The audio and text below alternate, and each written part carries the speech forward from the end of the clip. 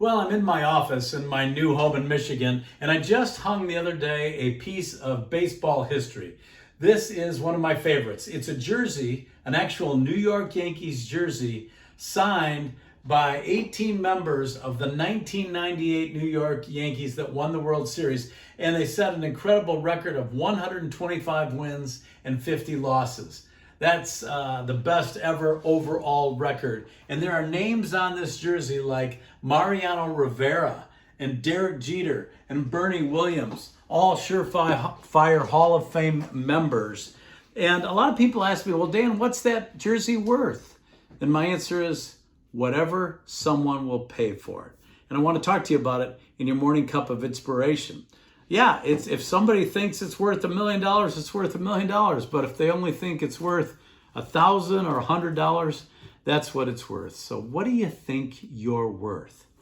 You know, someone very high up, God himself, sent his only son, Jesus, and he died for you. So he thought you were worth dying for. And if that's true, is God not worth living for? I mean, Jesus suffered so much on the cross. In fact, we read in 1 Corinthians chapter 6, verse 20, just before in 19 it says, you are not your own. 20 says, you are bought with a price. Therefore, honor God with your body. It was an incredible price.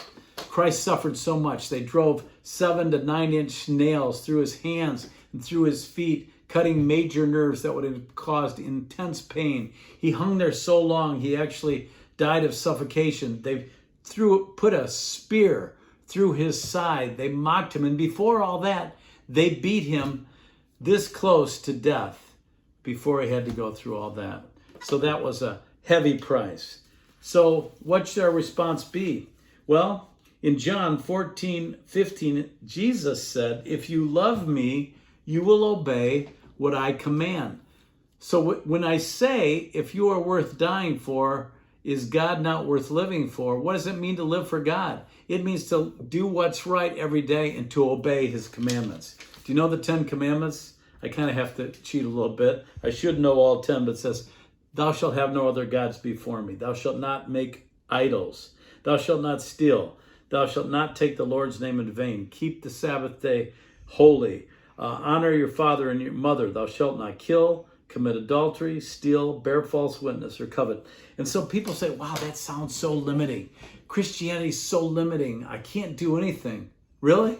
The only things you can't do, there's 10 things he said not to do. 10. You can do anything else. But the most important thing is to realize your worth. God cared so much about you. He gave his only begotten son who died but was resurrected on the third day so that you might live. Keep that in mind as you live for the Lord daily.